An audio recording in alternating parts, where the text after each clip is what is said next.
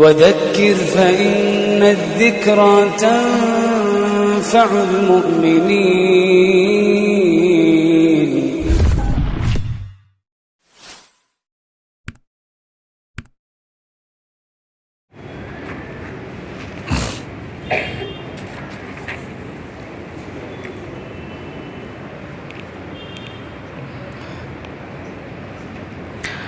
الحمد لله رب العالمين والصلاة والسلام على رسوله الكريم وعلى آله وأصحابه أجمعين وعلى من تبعهم بإحسان إلى يوم الدين. أما بعد، أعوذ بالله السميع العليم من الشيطان الرجيم. بسم الله الرحمن الرحيم. يا أيها الذين آمنوا إنما الخمر والميسر والأنساب والأزلام رجس من عمل الشيطان فاجتنبوه لعلكم تفلحون. إنما يريد الشيطان أن يوقع بينكم العداوة والبغضاء في الخمر والميسر ويصدكم عن ذكر الله وعن الصلاة فهل أنتم منتهون. ساری تعریف اللہ کے لیے جس کی توفیق سے ہم اور آپ با جماعت تراویح کی نماز الحمدللہ پڑھی اور ادا کی. دعا ہے اللہ رب العزت سے اللہ تعالی ہماری عبادات کو قبول فرمائے اور ماہ رمضان کے اس مہینے کو ہمارے لیے مغفرت کا ذریعہ بنائے. درود و سلام ہو سارے انبیاء پر، بالخصوص ہمارے اور آپ کے آخری نبی محمد الرسول اللہ صلی اللہ علیہ وسلم پر. برادران اسلام، آج کی تراویح کی نماز میں 7ویں پارے کی تلاوت کی گئی، یعنی 7ویں پارے کی ابتدائی آدھا پارہ ہم نے پڑھا. مختلف مضامین آج کی آیتوں میں سنی گئی، لیکن میں بالاختصار آج کے اس درس کے لیے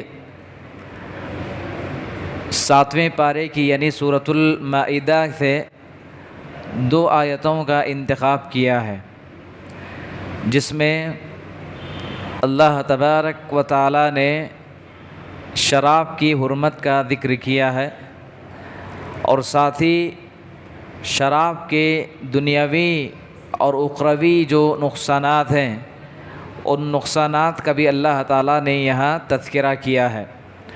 میں پہلے آیات کا ترجمہ آپ کے سامنے پیش کروں گا اور پھر مختصر سی تفسیر انشاءاللہ اور مزید مختصر وضاحت کرتے ہوئے نشے کی دنیاوی جو نقصانات ہیں طبی اعتبار سے انسان کی صحت پر نشے اور منشیات کے جو نقصانات ہوتے ہیں اس پر انشاءاللہ ہماری گفتگو ہوگی. چنانچہ اللہ نے کہا یا ایھا الذین آمنوا انما الخمر والمیسر والانصاب والازلام. اللہ نے کہا کہ اے ایمان والو، بے شک اللہ نے شراب اور جوا اور فال نکالنے والے تیر سب کے سب یہ کام اللہ نے منع کیا ہے، یعنی حرام کر دیا ہے. رجس من عمل الشیطان، اس لیے کہ شراب اور جوا اور اسی طریقے سے فال نکالنا تیر کے ذریعے سے اللہ نے کہا کہ یہ ایسے کام ہیں، یہ ایسے فعل ہیں جو کہ شیطانی ہیں، یعنی شیطانی اعمال میں سے ہیں. رجس من عمل الشیطان، اللہ نے کہا کہ یہ شیطانی حرکتیں ہیں. فاجتنبوہ لعلکم تفلحون، لہذا تمہیں چاہیے کہ اللہ کے ان حرام کردہ چیزوں سے اپنے آپ کو بچائے رکھیں تاکہ تم فلاح اور کامیابی حاصل کر سکو. اس کے بعد اللہ نے کہا انما یرید الشیطان ان یوقع بینکم العداوۃ والبغضاء فی الخمر والمیسر.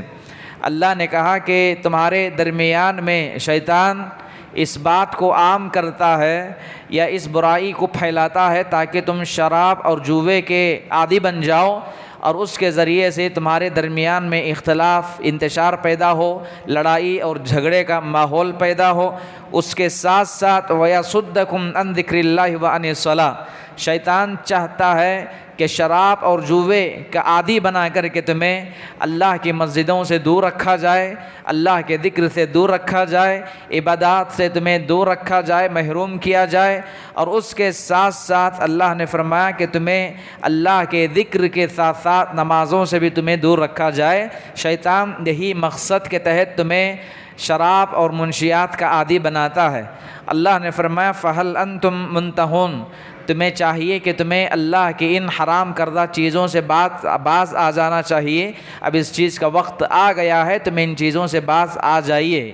یا اللہ نے کہا کہ کیا تم ابھی بھی باز نہیں آؤ گے، یہ اس کا مطلب ہے فَهَلْ أَنْتُمْ مُنْتَهُونَ، کیا تم ابھی بھی باز نہیں آؤ گے۔ مطلب اللہ نے واضح طور پر قرآن کی آیات اللہ نے نازل کی ہیں جس میں اللہ رب العزت نے شراب کی حرمت کا تذکرہ کیا ہے۔ میں یہ ترجمہ آپ کے سامنے ان آیات کا پیش کیا ہوں۔ اس آیت کی تفسیر میں امام ابن کثیر رحمہ اللہ نے امام احمد ابن حنبل رحمہ اللہ کے حوالے سے ایک حدیث کو نقل کیے ہیں۔ میں وہ حدیث آپ کے سامنے رکھوں گا اور اس کو پیش کرنے کے بعد کچھ باتیں مزید نقصانات کے حوالے سے ہم بیان کریں گے۔ امام احمد ابن حنبل رحمہ اللہ نے اپنی کتاب مسند احمد میں ابو ہریرہ رضی اللہ تعالی عنہ سے اس حدیث کو نقل کیے ہیں۔ ابو ہریرہ رضی اللہ تعالی عنہ کہتے ہیں اللہ نے شراب کو ایک ہی مرتبہ حرام نہیں کیا بلکہ 3 مختلف مرحلوں میں اللہ نے شراب کو حرام کر دیا۔ عمر رضی اللہ تعالی عنہ کی ایک خواہش تھی کہ اللہ تبارک و تعالی شراب کے حرمت کے سلسلے میں کوئی آیتیں آسمان سے نازل کر دیں۔ یہی وجہ ہے عمر بن خطاب رضی اللہ تعالیٰ عنہ نے اس سلسلے میں اللہ سے دعائیں فرمائیں، کہا کہ اے اللہ تو شراب کی حرمت کے سلسلے میں کوئی آیتیں تو نازل فرما تاکہ مجھے اطمینان ہو جائے، تسلی ہو جائے اور تاکہ لوگ اس چیز سے باز آ جائیں۔ یہاں یہ بات بھی میں واضح کروں گا، زمانہ جاہلیت میں شراب عام تھا، شراب بکثرت استعمال کی جاتی تھی۔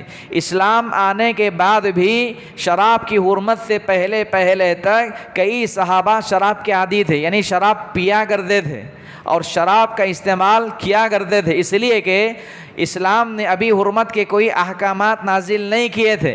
یہی وجہ ہے کہ زمانے جاہلیت میں بھی اسلام آنے کے بعد بھی شراب کا استعمال بکثرت کیا جاتا تھا۔ میں چند مثالیں آپ کے سامنے رکھوں گا۔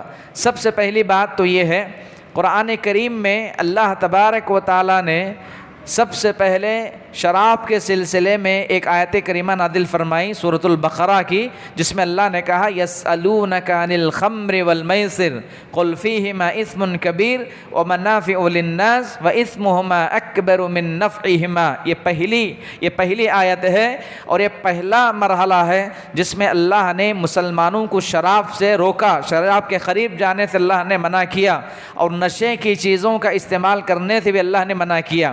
اللہ کے نبی علیہ السلام کے پاس کچھ لوگ آئے، سوال کیا، کہا یسألونک عن الخمر والمیسر، اللہ کے نبی علیہ السلام آپ شراب کے سلسلے میں بتلائیے۔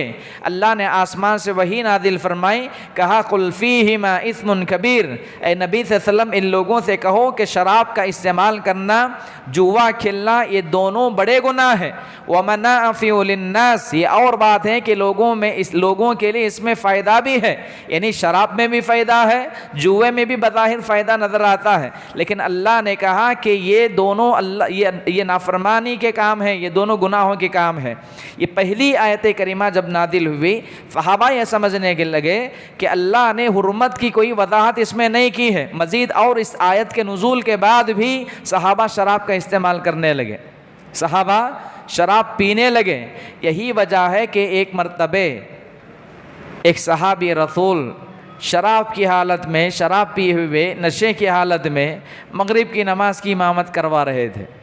نشے کی حالت میں ہوا یہ کہ نشے کی حالت میں صحابی رسول مغرب کی نماز کی امامت کروا رہے ہیں، نتیجہ یہ ہوا کہ قرآن کی آیتوں میں غلط ملت ہو گیا، اس لیے کہ شراب انسان کے عقل کو کھا دیتی ہے، انسان کے عقل پر پردہ ڈال دیتی ہے شراب۔ تو ابتدائی زمانے میں شراب پینے کے بعد صحابہ رسول نماز کی امامت کروانے لگے. نتیجہ یہ ہوا کہ قرآن کی آیتوں میں تبدیلی آ گئی، معنی بدل گیا، آیتیں بدل گئی.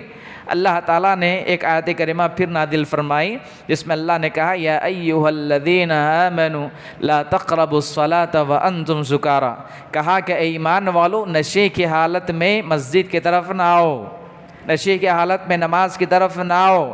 لیکن اس آیت میں بھی بظاہر یہی معلوم ہوتا ہے کہ ابھی شراب کی حرمت کی کوئی واضح دلیل نہیں ملی تھی. اس آیت کے نزول کے بعد بھی تیسرا مرحلہ یہ آیا کہ صحابہ اور بھی شراب کا استعمال کرنے لگے، اس لیے کہ حرمت کی کوئی واضح دلیل نہیں تھی ابھی. عمر رضی اللہ تعالیٰ عنہ نے پھر اللہ سے دعا فرمائی، کہا کہ اللہ تبارک و تعالیٰ آسمان سے کوئی آیتیں آپ نازل فرما دیں. ان کی خواہش تھی اللہ تعالیٰ شراب کی حرمت پر کوئی آیات اللہ تعالیٰ نازل کر دے. عمر رضی اللہ تعالیٰ عنہ نے اللہ سے دعا کر دی، اللہ نے حضرت عمر کی دعا قبول کر لی. اور تیسری مرتبہ یہ آیت کریمہ نازل ہوئی جو آج کے درس میں نے پڑھی، یا ایھا الذین آمنوا انما الخمر والمیسر والانصاب والازلام. اللہ نے کہا کہ اے ایمان والو اللہ نے تمہارے اوپر شراب کو حرام کر دیا ہے، جوے کو اللہ نے حرام کر دیا ہے. یہ آیت کریمہ جب نازل ہوئی اس موقع پر عمر نے کہا کہ اب بس اے اللہ ہم رک گئے، اب رک گئے ہم، یعنی اب ہم چھوڑ دیے ہم. یہ آیت کریمہ کا جب نزول ہوا، امام بخاری رحمہ اللہ، امام مسلم رحمہ اللہ نے ایک حدیث نقل کی ہے. انس رضی اللہ تعالیٰ عنہ کہتے ہیں کہ ابھی یہ آیت کریمہ ابھی نزول ہوئی تھی. ابو طلحہ انصاری رضی اللہ تعالیٰ عنہ کے گھر میں کچھ صحابہ کو دعوت تھی. اس دعوت کے دوران میں ابو طلحہ انصاری رضی اللہ تعالیٰ عنہ نے، کئی صحابہ اس میں موجود تھے، کئی صحابہ تھے، معاذ بن جبل کا بھی اس میں ذکر آتا ہے، کئی صحابہ اس دعوت میں موجود تھے. بطور مہمان نوازی کے انہوں نے شراب پیش کی پینے کے لیے. انس رضی اللہ تعالیٰ عنہ نے حضرت انس رضی اللہ عنہ آئے، کہا کہ تمہیں معلوم نہیں ہے آسمان سے وحی اتری ہے جس پر اللہ نے شراب کی حرمت بیان کر دی ہے، اب اس کے بعد شراب حرام ہے. جیسے ہی انس رضی اللہ تعالیٰ عنہ نے یہ حکم بیان کیا تو اس موقع پر صحابہ نے اپنی شراب کو نکال کے باہر پھینک دی. انس کہتے ہیں کہ میں نے دیکھا شراب کی حرمت کی جب یہ آیت کریمہ نازل ہوئی، میں نے دیکھا کہ صحابہ اپنے گھروں میں جو شراب رکھی ہوئی تھی لا کر کے اسے ایسے پھینکنے لگے. مدینہ کے گلیوں میں جس طرح بارش ہونے کے بعد پانی بہتا ہے اس طرح مدینہ کی گلیوں میں شراب بہہ رہا تھا. اللہ، اس شراب کی حرمت کی دلیل ہے. اور یاد رہے نشے کی جتنے بھی قسمیں ہیں ساری کی ساری چیزیں اس میں شامل ہیں، صرف شراب ہی نہیں. اللہ نے خصوصیت کے ساتھ یہاں ذکر کیا اس لیے کہ شراب ام الخبائث ہے، یعنی ساری برائیوں کی جڑ ہے یہ. اور جتنے بھی برائیاں معاشرے میں جنم لیتی ہیں بنیادی وجہ یہی شراب. اور انسان کو شریعت نے شراب کیوں حرام کیا ہے؟ اس لیے کہ شراب پینے کے بعد انسان کی عقل پر پردہ پڑ جاتا ہے، انسان کی عقل کھو جاتا ہے، انسان اپنی عقل کھو جاتا ہے اور حق اور باطل میں، صحیح اور غلط میں تمیز کرنا چھوڑ دیتا ہے.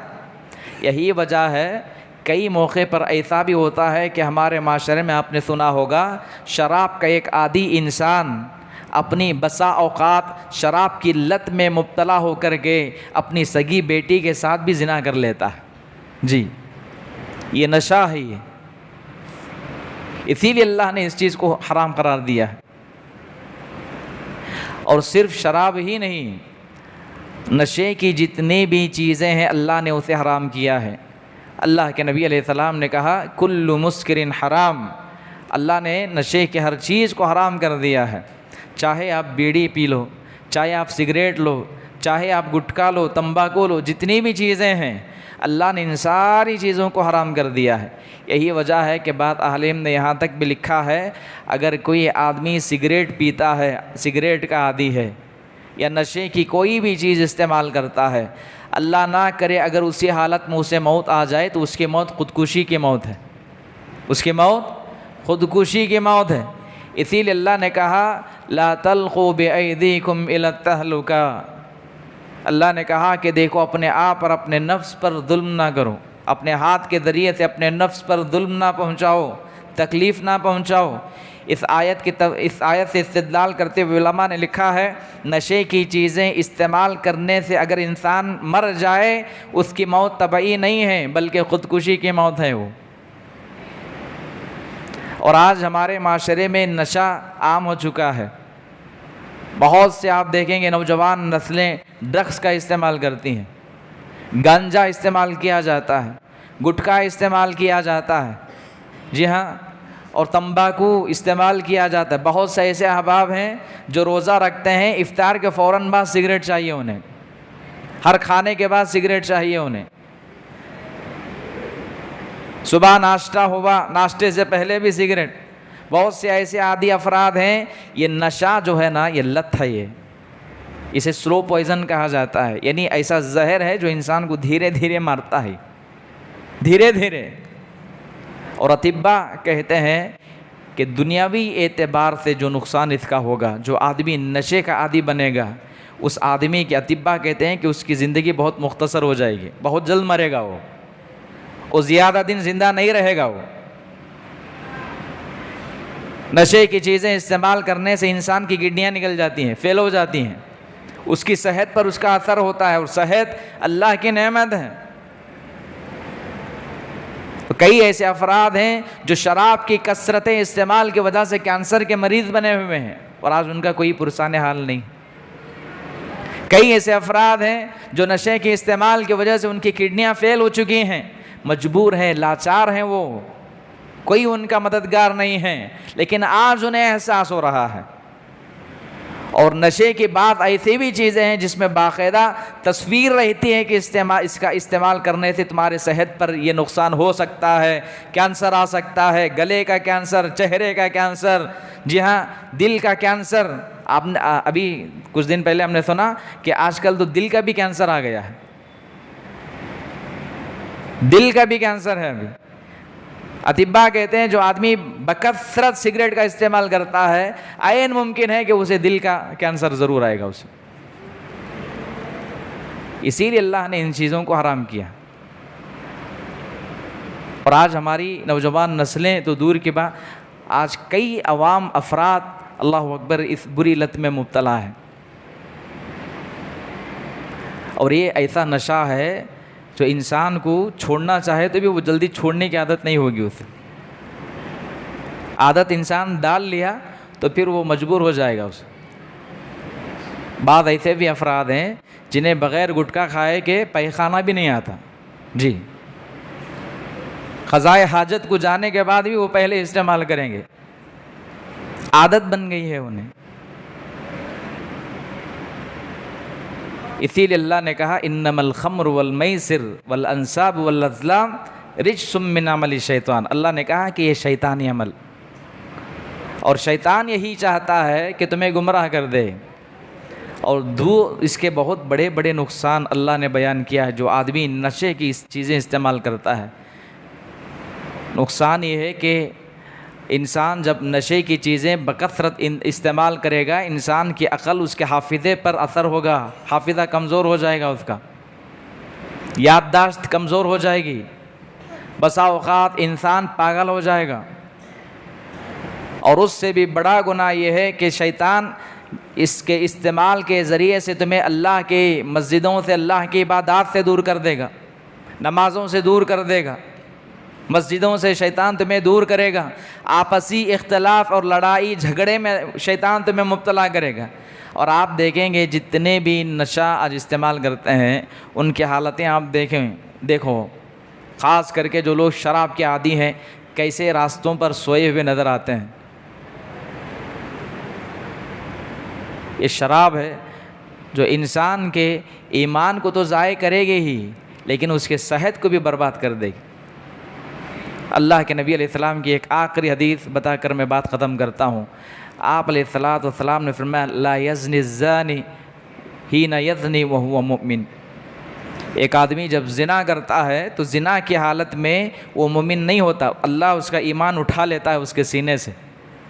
علماء اس کی وضاحت کرتے ہوئے لکھتے ہیں کہ زنا کی حالت میں انسان کا ایمان ایسے منڈلاتا ہے جیسے پرندہ منڈلاتا ہے آسمان پر، اگر اسی حالت میں اس کا انتقال ہو جائے تو اللہ اسے زنا کی حالت میں اٹھائے گا۔ وَلَا يَسْرِقُ السَّارِقُ حِينَ يَسْرِقُ وَهُوَ مُؤْمِنٌ، ایک آدمی جب چوری کرتا ہے، چوری کے دوران میں اس کا ایمان اللہ اٹھا لیتا ہے، وہ مومن نہیں رہتا ہو، اگر اسی حالت میں انتقال ہو جائے اللہ اسی حالت میں اٹھائے گا۔ اللہ کے نبی علیہ السلام نے اس حدیث کے تیسرے الفاظ میں کہا وَلَا يَشْرِبُ الشَّارِبُ حِينَ يَشْرَبُ وَهُوَ مُؤْمِنٌ، شراب پینے والا انسان شراب پینے کے دوران میں مومن نہیں رہتا، اس کا ایمان اللہ اٹھا لیتا ہے، اگر اسی حالت میں انتقال ہو جائے تو اللہ نشے کی حالت میں اٹھائے گا اس کو۔ یہ عذاب ہے یہ اللہ کا۔ تو لہذا خلاصہ کلام یہی ہے کہ شراب اور اللہ تعالیٰ نے شراب جیسی جتنی بھی دیگر اقسام ہیں جو انسان کے اندر نشہ پیدا کرتی ہیں، چاہے اس کی مقدار کم ہو یا زیادہ، اللہ نے ان چیزوں کو حرام کر دیا ہے۔ لہذا صحت یہ اللہ کی بہت بڑی نعمت ہے، آدمی نشے کی چیزوں سے اپنے آپ کو بچائے رکھیں، اپنے آپ کو دور رکھیں۔ دعا ہے رب العزت سے اللہ تعالیٰ مجھے اور آپ سبھی حضرات کو اللہ ان جیسی برائیوں سے اللہ ہم سب کی حفاظت فرمائے، ہماری نوجوان نسلوں کی اللہ تعالیٰ حفاظت فرمائے، اللہ تعالیٰ ہماری صحت کی اللہ حفاظت فرمائے، ہر قسم کی بیماریوں سے اللہ تعالیٰ ہم سب کو محفوظ رکھیں۔ آمین۔ اقول قولی ھذا استغفر اللہ لی ولکم ولسائر المسلمین فاستغفروہ انہ هو الغفور الرحیم۔